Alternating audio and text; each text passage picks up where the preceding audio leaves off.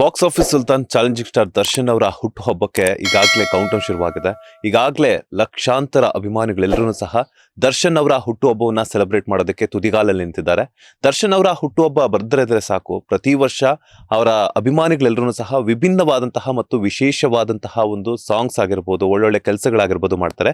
ಅದೇ ರೀತಿ ದರ್ಶನ್ ಅವರ ಹುಟ್ಟುಹಬ್ಬಕ್ಕೆ ಪ್ರತಿ ವರ್ಷ ತಮ್ಮ ಮ್ಯೂಸಿಕ್ ಮುಖಾಂತರ ಸ್ಯಾಂಡಲ್ವುಡ್ ಸಿರಿ ಪ್ರೇಕ್ಷಕರನ್ನ ಎಂಟರ್ಟೈನ್ ಮಾಡುವಂತಹ ನಮ್ಮ ನಿಮ್ಮೆಲ್ಲರ ಪ್ರೀತಿಯ ಸಿಂಗರ್ ಸುಪ್ರೀತ್ ಗಾಂಧಾರ ಅವರು ಇವತ್ತು ನಮ್ಮ ಬಾಸ್ ಟಿವಿಯಲ್ಲಿ ಜಾಯ್ನ್ ಆಗ್ತಾ ಇದ್ದಾರೆ. ದರ್ಶನ್ ಅವರ ಹುಟ್ಟುಹಬ್ಬಕ್ಕೆ ಸ್ಪೆಷಲ್ ಸಾಂಗ್ ಒಂದನ್ನು ಅವರು ಮಾಡಿದಾರಂತೆ. ಈಗಾಗಲೇ ಹಲವಾರು ವರ್ಷಗಳ ಮೂಲಕ ಅವರು ತಮ್ಮ ಒಂದು ಗಾಯನದ ಮೂಲಕ ಆಗಿರ್ಬೋದು, ಸಂಗೀತ ನಿರ್ದೇಶನದ ಮೂಲಕ ಈಗಾಗಲೇ ಸ್ಯಾಂಡಲ್ವುಡ್ ಸಿನಿ ಪ್ರೇಕ್ಷಕರಿಗೆ ಚಿರಪರಿಚಿತರಾಗಿದ್ದಾರೆ. ಸೊ ಈ ವರ್ಷ ಹುಟ್ಟುಹಬ್ಬಕ್ಕೆ ದರ್ಶನ್ ಅವರಿಗೆ ಯಾವ ರೀತಿ ಸ್ಪೆಷಲ್ ಸಾಂಗ್ ಅನ್ನ ಒಂದು ಗಿಫ್ಟ್ ಆಗಿ ಕೊಡ್ತಿದ್ದಾರೆ ಅಂತ ಕೇಳ್ತಾ ಹೋಗೋಣ. ಸುಪ್ರೀತ್ ಅವರೇ, ಮೊದಲನೇದಾಗಿ ನಮಸ್ತೆ, ಹೇಗಿದ್ದೀರಾ? ನಮಸ್ತೆ ಸರ್. ಲಾಸ್ಟ್ ಟೈಮ್ ನೀವು ಸಿಕ್ಕಿದಾಗ ಸ್ವಲ್ಪ ಆರೋಗ್ಯ ಸಮಸ್ಯೆ ಇತ್ತು. ಈಗ ಆರಾಮಾಗಿದ್ದೀನಿ, ಎಲ್ಲ ಕ್ಲಿಯರ್ ಆಗಿ ಭಗವಂತನ ಆಶೀರ್ವಾದ, ನಮ್ಮ ಮನೆ ದೇವರ ಆಶೀರ್ವಾದ, ಶ್ರೀ ರೇಣುಕಾ ಯಲ್ಲಮ್ಮ ದೇವಿನ ನೆನೆಸ್ಕೊಳ್ತಾ ಇವತ್ತೆಲ್ಲ ಸೂಪರಾಗಿ ನಡೀತಾ ಇದೆ, ಎಲ್ಲ ಚೆನ್ನಾಗಿ ನಡೀತಾ ಇದೆ. ನೀವು ಒಂಥರ ದರ್ಶನ್ ಅವರ ಪಕ್ಕಾ ಅಭಿಮಾನಿ. ಸೊ ಯಾಕಂತಂದ್ರೆ ನಿಮ್ಮ ಒಂದು ಗಾಯನದ ಮೂಲಕ ಆಗಿರ್ಬೋದು, ಮಾತಿನ ಮೂಲಕ ಆಗಿರ್ಬೋದು, ದರ್ಶನ್ ಅವರಿಗೆ ಸಿಕ್ಕಾಪಟ್ಟೆ ಅದು ಒಂದೊಂದು ಒಳ್ಳೊಳ್ಳೆ ಕೆಲಸಗಳು, ಅವರ ಒಂದು ಇನ್ಸ್ಪಿರೇಷನ್ ತಗೊಂಡು ಒಳ್ಳೊಳ್ಳೆ ಕೆಲಸಗಳನ್ನ ಮಾಡ್ತೀರಾ. ಅದೇ ರೀತಿ ಪ್ರತಿ ವರ್ಷ ಅವರ ಹುಟ್ಟುಹಬ್ಬಕ್ಕೆ ಸ್ಪೆಷಲ್ ಸಾಂಗ್ಸ್ ಅನ್ನ ರಿಲೀಸ್ ಮಾಡ್ತೀರಾ. ಸೊ ಈ ವರ್ಷ ಇನ್ನೇನು 2 ದಿನಗಳಷ್ಟೇ ಬಾಕಿ ಇದೆ. ಸೊ ಏನ್ ಹೇಳಕ್ ಇಷ್ಟಪಡ್ತೀರಾ? ಯಾವ ರೀತಿಯಂತಹ ಹಾಡನ್ನ ಮಾಡಿದಿರಾ ದರ್ಶನ್ ಅವ್ರಿಗಾಗಿ? ಸರ್, ಇದು 2 ದಿನ ಬಾಕಿ ಅಂತಲ್ಲ, ಬಟ್ ನಾನು ಒಂದು 2 ತಿಂಗಳ ಹಿಂದೆನೇ ರೆಡಿ ಮಾಡ್ಕೋತೀನಿ ಹಾಡು ಮಾಡೋಕ್ಕೆ. ಕಂಪೋಸಿಂಗ್ ಮಾಡಿ ಇಟ್ಕೊಂಡು ಇನ್ನೊಂದು 2 ದಿನ ಅಂತ ನೀವು ಹೇಳಿದ್ರಲ್ಲ, ಸೊ ನಮ್ಗೆ 2 ದಿನ ಅಂತಲ್ಲ, ನಾವು ಹೆಂಗೆ ಅಂದರೆ ದರ್ಶನ್ ಸರ್ ಅಭಿಮಾನಿಯಾಗಿ ನಾನು ಎಲ್ಲ ದರ್ಶನ್ ಸರ್ ಅಭಿಮಾನಿಗಳು ಕಾಯ್ತಿರ್ತಾರೆ. ಒಂದು ಸಾಂಗ್ ಬರುತ್ತೆ, ರಿಲೀಸ್ ಆಗುತ್ತೆ ಅಂದರೆ ಏನೋ ಒಂದು ಎಕ್ಸ್ಪೆಕ್ಟೇಷನ್ಸ್ ಜಾಸ್ತಿ. ಪ್ರತಿ ವರ್ಷಕ್ಕೂ ನಾನು ಇದು 10ನೇ ಸಾಂಗು, 10th ಇಯರ್ ಆ್ಯನಿವರ್ಸರಿ ಥರ. ನನಗೊಂಥರ 10ನೇ ವರ್ಷ ಅಂದರೆ ಒಂದು 3 ಸಿನಿಮಾದ ಲೆಕ್ಕ ಆಗೋಯ್ತು ನನಗೆ. ಒಂದು ಸಿನಿಮಾಗೆ 3 ಹಾಡು ಅಂದ್ರೂ 10 ಸಾಂಗ್, ಮೂರು ಲೆಕ್ಕಾಚಾರ ಆಗೋಯ್ತು, 3 ಸಿನಿಮಾ ಲೆಕ್ಕಾಚಾರ. ಬಟ್ ನನಗೇನು ಅನ್ಸುತ್ತೆ ಅಂದರೆ, ಇವಾಗ ಇನ್ನೇನು 2 ದಿನ ಇದೆ ಸಾಂಗು. ನಂದು ನಾಳೆ ರಿಲೀಸ್ ಇದೆ, 13ನೇ ತಾರೀಕು ರಿಲೀಸ್ ಇದೆ. ಸೊ ತುಂಬ ಜನ ಫೋನ್ ಮಾಡೋರು ನನಗೆ, ಯಾವಾಗ ಅಣ್ಣ ಬೇಗ ಬಿಡಿ, ಅಟ್ಲೀಸ್ಟ್ ಗ್ಲಿಪ್ಸ್ ಆದರೂ ಬಿಡಿ ಅಂತ. ನಾನು ಎಲ್ಲೂ ಗ್ಲಿಪ್ಸ್ ಬಿಟ್ಟಿಲ್ಲ, ಬಿಕಾಸ್ ಒಂದು ಸರ್ಪ್ರೈಸ್ ಇಟ್ಟಿದ್ದೀನಿ ಸಾಂಗಲ್ಲಿ. ಸೊ ಅದಕ್ಕೋಸ್ಕರ ಎಲ್ಲರೂ ಸಾಂಗೇ ನೋಡಲಿ, ಡೈರೆಕ್ಟಾಗಿ ಸಾಂಗ್ ನೋಡಲಿ. ಬಾಸ್ ಟಿವಿ ಅಂತ ಬೇರೆ ಇದೆಯಲ್ಲ, ಇದರಲ್ಲೂ ಬಾಸ್ ಏನಕ್ಕೆ ಅಂತ ಅಂದ್ಬಿಟ್ಟು ಇದರಲ್ಲಿ ಹೇಳಿದ್ದೀವಿ. ವಿಭಿನ್ನವಾಗಿದೆ ಸರ್ ಈ ಸಲ ಏನು ಹೇಳ್ಬೋದು ಅಂದರೆ, ಪ್ರತಿ ವರ್ಷ ನಾನು ಒಂದೇ ಸಿಂಗರ್ ಇರ್ತಿದ್ರು. ಈ ಸಲ ಮೇಲ್ ಪ್ಲಸ್ ಫೀಮೇಲ್ ಸಿಂಗರ್ ಇದ್ದಾರೆ. ಎಲ್ಲರೂ ಸಖತ್ತಾಗಿ ಡ್ಯಾನ್ಸ್ ಮಾಡ್ಬೋದು, ಕುಣಿಬೋದು, ಮಜಾ ಮಾಡ್ಬೋದು. ಎಲ್ಲ ನೆಕ್ಸ್ಟು ಆರ್ಕೆಸ್ಟ್ರಾಗಳಲ್ಲಿ ಈ ಹಾಡನ್ನು ಪ್ಲೇ ಮಾಡ್ಬೋದು, ಆ ಥರ ಒಂದು ಸಾಂಗು. ಸೊ ಸಿಕ್ಕಾಪಟ್ಟೆ ಹೈಪ್ ಅಂತೂ ಕ್ರಿಯೇಟ್ ಮಾಡುವಂತಹ ಎಲ್ಲ ಲಕ್ಷಣಗಳು ಕಾಳ್ತಿದೆ. ಬಿಕಾಸ್ ನಿಮ್ಮ ಮಾತುಗಳಲ್ಲಿ ಕೇಳ್ತಾ ಇದ್ದೀನಿ ನಾನು ಹೆಂಗಿರುತ್ತೆ ಅಂತ ಹೇಳ್ಬಿಟ್ಟು. ಪ್ರತಿ ವರ್ಷ ನೀವು ಮಾಡಿದಾಗಲೆಲ್ಲನೂ ಸಹ ಒಂದು 10ನೇ ವರ್ಷದ ಸಾಂಗ್ ಇದು. ಒಂದು ಸ್ಪೆಷಲ್ 10ನೇ ವರ್ಷದಾದ್ರೆ ಇನ್ನೊಂದು ದರ್ಶನ್ ಅವರ ಸ್ಪೆಷಲ್ ಬರ್ತ್ಡೇ ಅಂತಾನೆ ಹೇಳ್ಬೋದು. ಅದ್ರ ಜೊತೆಗೆ so male version plus female version, male singer plus female singer ಇಬ್ರು ಇರೋದ್ರಿಂದ ಸೊ ಎಷ್ಟು ದಿನ ಟೈಮ್ ತಗೊಂಡ್ರಿ, ಯಾವ ರೀತಿ ಅಂತ ಪ್ರಿಪರೇಷನ್ಸ್ ಅನ್ನ ಮಾಡ್ಕೊಂಡ್ರಿ ಒಂದು ಸಾಂಗ್ ಮಾಡೋದಕ್ಕೆ ಅಂತ?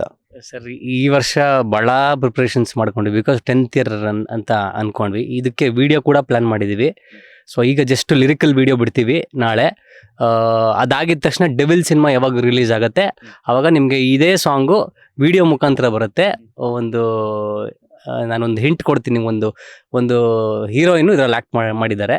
ಸೊ ಹೊರಗಡೆ ಬರುತ್ತೆ ಅಂದರೆ ನಾನು ಈಗ ಬಿಡಲ್ಲ, ಅದನ್ನು ಒಂದು ವಿಡಿಯೋ ಮುಖಾಂತರ ಡೆವಿಲ್ ಸಿನಿಮಾ ರಿಲೀಸ್ ಟೈಮಲ್ಲಿ ಇದನ್ನು ಬಿಡೋಣ ಅಂತ ಪ್ಲಾನ್ ಇಟ್ಟಿದ್ದೀವಿ. ಅಂದರೆ ವಿಡಿಯೋ, ಲಿರಿಕಲ್ ವಿಡಿಯೋ ನಾಳೆ ರಿಲೀಸ್ ಆಗುತ್ತೆ.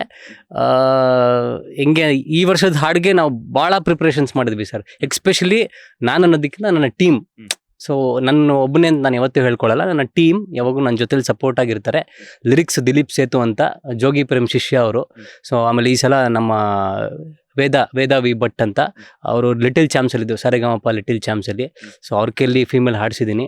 ಸೊ ಜೊತೆಗೆ ನಮ್ಮ ಇಡೀ ಟೀಮ್ ಏನಿದೆ, ನನಗೆ ಸ್ಟುಡಿಯೋ ಇಂಜಿನಿಯರಿಂಗ್ ಹಿಡಿದು ಮಿಕ್ಸಿಂಗ್ ಮಾಸ್ಟರಿಂಗ್ ಮಾಡಿರೋರಿಂದ ಹಿಡಿದು ಎಡಿಟರು ಇರ್ಬೋದು, ಪೋಸ್ಟರ್ ಡಿಸೈನರ್ಸ್ ಇರ್ಬೋದು, ಎಲ್ಲರೂ ಕೂಡ ಒಂದು ಸಾಂಗ್ ಮಾಡೋದು ಅಷ್ಟು ಈಸಿ ವಿಚಾರ ಅಲ್ಲ. ಪ್ರತಿ ವರ್ಷ ನಾನು ಮಾಡಿದಾಗ್ಲೂ ಒಂದು ಬಜೆಟ್ ಏನೋ ಆಗ್ತಿತ್ತು, ಬಟ್ ಈ ವರ್ಷದ ಬಜೆಟ್ ಸ್ವಲ್ಪ ಜಾಸ್ತಿನೇ ಆಗಿದೆ. ಬಟ್ ಪರವಾಗಿಲ್ಲ, ನಾವು ದರ್ಶನ್ ಸರ್ಗೋಸ್ಕರ, ಬಾಸ್ಗೋಸ್ಕರ ಅದೆಷ್ಟೇ ಖರ್ಚಾಗಲಿ ಅಂದರೆ ಅದು ಅಭಿಮಾನಿಗಳಾಗಿ ನಾವು ಮಾಡೇ ಮಾಡ್ತೀವಿ. ಈ ವರ್ಷದ ಹಾಡು ಒಂದು ಕಣಿ ಹೇಳ್ತಾ, ಅಂದರೆ ಹೆಂಗಂದರೆ ಒಬ್ರು ಕಣಿ ಹೇಳ್ಕೊಂಡು ಹೋಗ್ತಿರ್ತಾನೆ, ಒಂದು ಹೆಣ್ಣು ಮಗಳು ಕಣಿ ಹೇಳ್ತೀವಮ್ಮ, ಕಣಿ ಹೇಳ್ತೀವಿ ಅಂತ ಬರ್ತಿರ್ತಾಳೆ. ನಮ್ಮ ಬಾಸ್ ಬಗ್ಗೆ ಆ ಹುಡುಗಿ ಬಂದು ಕಣಿ ಹೇಳೋದು. ಎಂಟ್ರಿಯಿಂದ ಹಿಡಿದು ಎಕ್ಸಿಟ್ ಸಾಂಗ್ ಮುಗಿಯೋವರೆಗೂ ಕಣಿ ಮುಖಾಂತರನೇ ಹೋಗುತ್ತೆ. ಎಕ್ಸಾಂಪಲು ಯಾರಾದ್ರೂ ಒಬ್ರು ನೀವು ಶಾಸ್ತ್ರ ಕೇಳಕ್ಕೆ ಹೋಗ್ತೀರಾ ಎಲ್ಲೋ ಒಂದು ಕಡೆ. ಸೊ ಹೋಗ್ಬಿಟ್ಟು ಒಂದು ಶಾಸ್ತ್ರ ಹೇಳಿ, ನನ್ನ ಬಗ್ಗೆ ಶಾಸ್ತ್ರ ಹೇಳಿ ಅಂದ ತಕ್ಷಣ ಅವರು ಹೌದಾ ನಿನ್ನ ಬಗ್ಗೆ ಅಂದ್ಬಿಟ್ಟು ಅವರೆಲ್ಲ ಇಮಿಡಿಯೇಟಾಗಿ ನಿಮ್ಮನ್ನು ನೋಡಿದ ತಕ್ಷಣ ಕೆಲವ್ರು ಹೇಳ್ತಾರೆ.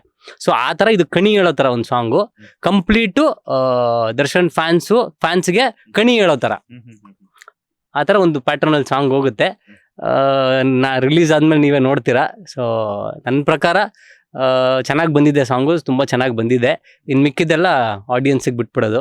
ಸೊ ಕರ್ನಾಟಕ ಜನತೆ ಎಲ್ಲ ದರ್ಶನ್ ಸರ್ ಫ್ಯಾನ್ಸು ಸಖತ್ ಸಪೋರ್ಟ್ ಮಾಡ್ತಾ ಇದ್ದಾರೆ ಸರ್. ಫ್ಯಾನ್ಸ್ ಹೆಂಗೆ ಅಂದರೆ ದರ್ಶನ್ ಫ್ಯಾನ್ಸ್ ಒಂದಷ್ಟು ಫ್ಯಾನ್ ಪೇಜ್ಗಳಿದೆ.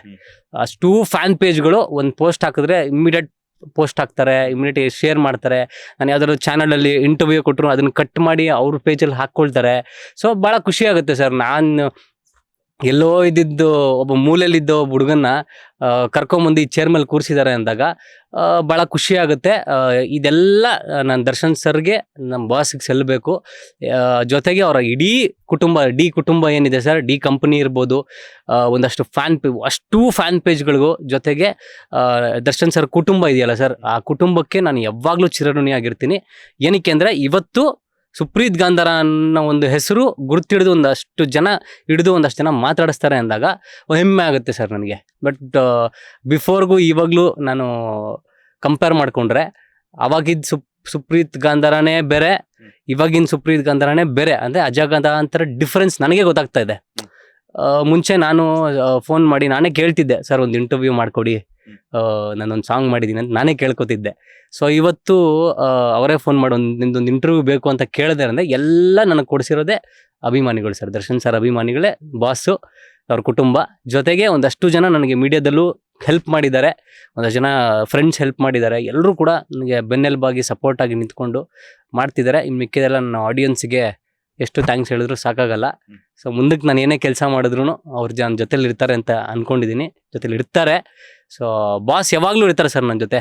ಯಾಕಂದರೆ ನಾನು ಮೊದಲನೇ ಹಾಡು 2017 ಮಾಡಿದಾಗ ನಾನು ಯಾರು ಏನು ಅಂತ ಗೊತ್ತಿಲ್ಲ.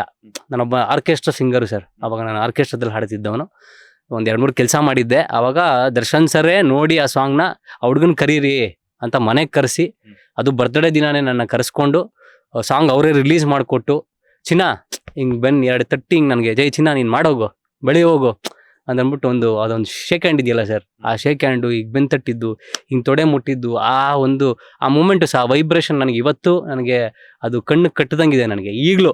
ಆ ಒಂದು ಮೂಮೆಂಟ್ ಅವತ್ತಿಂದ ಇವತ್ತರೆಗೂ ನಾನು ನನ್ನ ಕೆಲಸದ ಮುಖಾಂತರ ಉತ್ತರ ಕೊಡ್ತೀನಿ ಹೊರತು. ತುಂಬ ಜನ ಹೇಳ್ತಾರೆ ತುಂಬ ಮಾತಾಡ್ತಾನೆ ಅಂತ. ಸರ್ ನಾನು ಯಾಕೆ ತುಂಬ ಮಾತಾಡ್ತೀನಿ ಅಂದರೆ ನಾನು ಕೆಲಸ ಮಾತಾಡ್ತೀನಿ ಸರ್. ಕೆಲಸದ ಮುಖಾಂತರ ನಾನು ಮಾತಾಡೋದು, ಬೇರೆ ಮುಖಾಂತರ ನಾನು ಎಲ್ಲೂ ಮಾತಾಡಲ್ಲ. ನಾನು ಹ್ಞೂ ಅಂದರೂ ನಾನು ಮಾತಾಡಲ್ಲ ಬೇರೆ ವಿಚಾರಗಳು. ನನ್ನ ಕೆಲಸ ನಾನು ಮಾತಾಡ್ತೀನಿ. ನನ್ನ ಕೆಲಸದ ಬಗ್ಗೆ ಮಾತಾಡೋಕ್ಕೆ ನನಗೇನು ಪ್ರಾಬ್ಲಮ್ಮ ಸರ್, ನನ್ನ ಕೆಲಸ ಮಾಡೀನಿ ಸ್ವಾಮಿ ನೋಡ್ರಿ ಅಂತ ಹೇಳ್ತೀನಿ. ಅದು ಬಿಟ್ಟು ಇವ್ನು ಜಾಸ್ತಿ ಮಾತಾಡ್ತಾನೆ ಅಂತ ಕೆಲಸದ ಮಾತಾಡ್ತೀನಿ ಬಿಟ್ಟರೆ ಬೇರೆ ವಿಚಾರ ಮಾತಾಡಲ್ಲ. ಸೊ ಅದೊಂದು. ಸೊ ಅಷ್ಟೇ ಸರ್, ಇನ್ನೇನು ಹೇಳೋದು ನಾನು ನಿಮಗೆ. ಲೇಟೆಸ್ಟ್ ಹಾಗೂ ಇಂಟ್ರೆಸ್ಟಿಂಗ್ ಸುದ್ದಿಗಳಿಗಾಗಿ ಬಾಸ್ ಟಿವಿ ಕನ್ನಡ ಚಾನೆಲ್ನ ಸಬ್ಸ್ಕ್ರೈಬ್ ಮಾಡಿ, ಹಾಗೆಯೇ ಬೆಲ್ ಐಕಾನ್ ಪ್ರೆಸ್ ಮಾಡಿ. ಇದರ ಜೊತೆಗೆ ಫೇಸ್ಬುಕ್, ಇನ್ಸ್ಟಾಗ್ರಾಮ್, ಎಕ್ಸ್ನಲ್ಲೂ ಮಿಸ್ ಮಾಡದೆ ಫಾಲೋ ಮಾಡಿ.